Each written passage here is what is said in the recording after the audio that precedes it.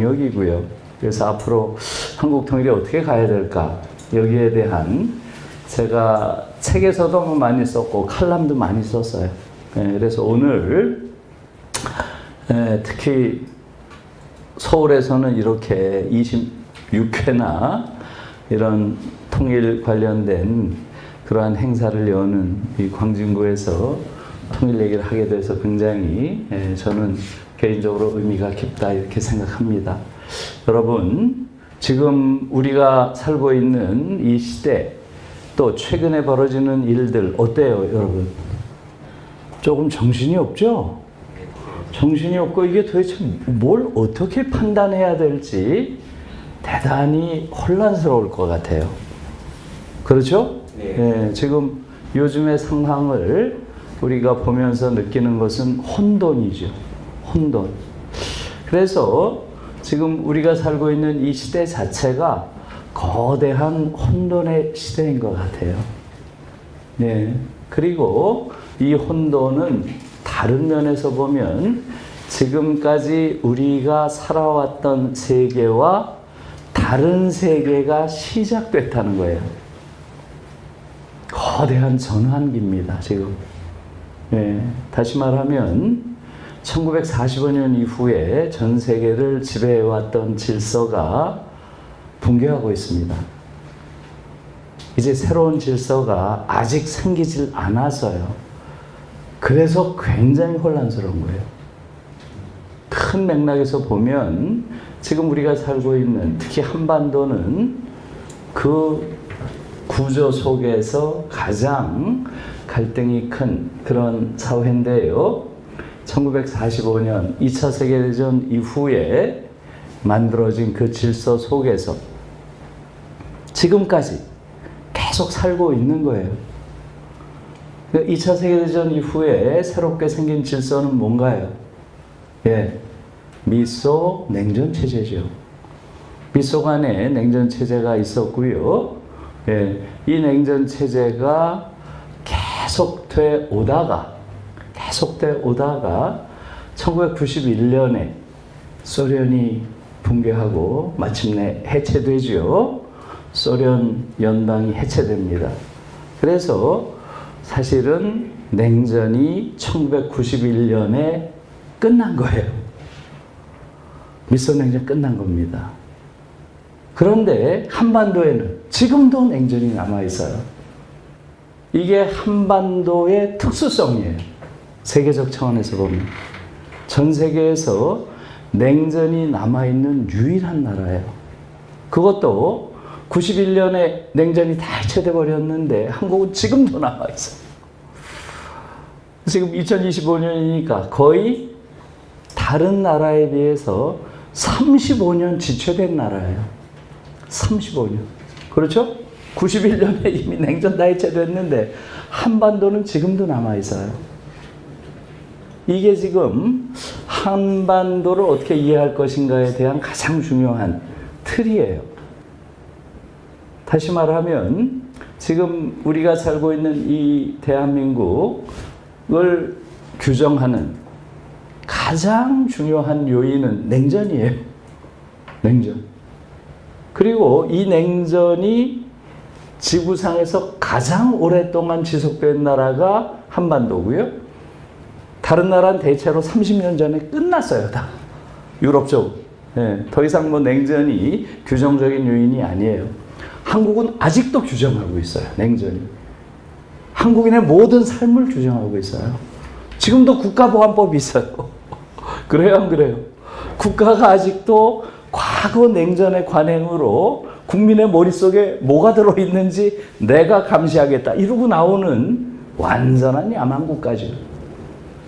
이런 야만 국가가 지속되는 이유는 다른 게 아니에요. 냉전 체제가 아직도 지속되는 거예요. 전 세계에서 다 해체됐는데 이걸 국민들도 잘 모르고 이런 부분에 대해서는 한국의 정치권도 책임이 많아요. 민주당. 이런 정당도 이런 부분을 적극적으로 이야기하면서 냉전 해체에 앞장서야 되는데 오히려 냉전에 기생한 세력과 일종의 적대적 공생관계를 해왔어요. 그래서 제가 최근에 지난번 6월에 쓴 칼럼에서 그렇게 썼어요. 6월 대선이 있었죠. 이번 대선은 탈냉전 평화 세력과 냉전 기생 세력 사이에 벌어지는 최후의 선거가 될 것이다. 그래서요. 지금 아직도 냉전에 기생한 그러한 집단이 있죠?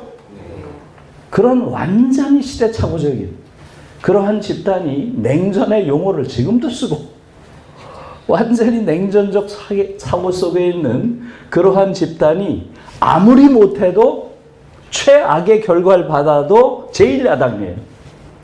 그래요, 안 그래요? 최악의 결과를 받아도 제1야당이에요. 그러니까 이게 정치 지형 자체가 너무나 낡아빠진, 그야말로 시대착오적인, 그야말로 원시적인 이런 구도를 우리가 가지고 있는 거예요.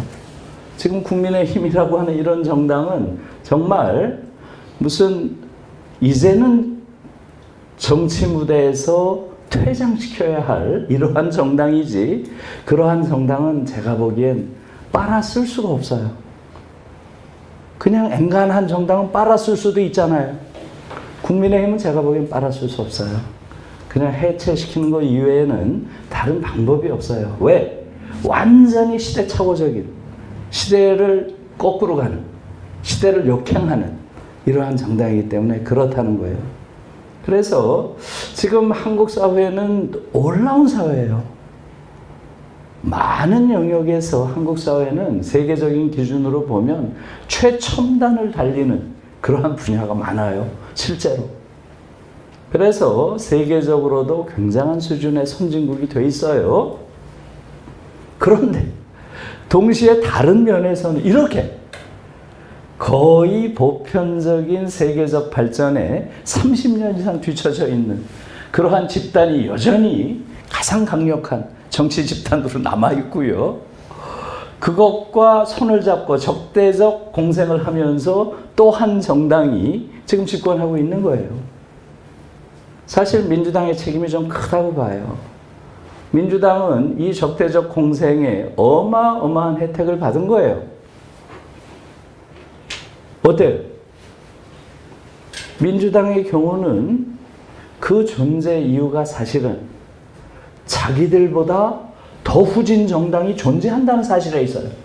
그래요, 안 그래요? 자기들보다 더 후진 정당이 있잖아요.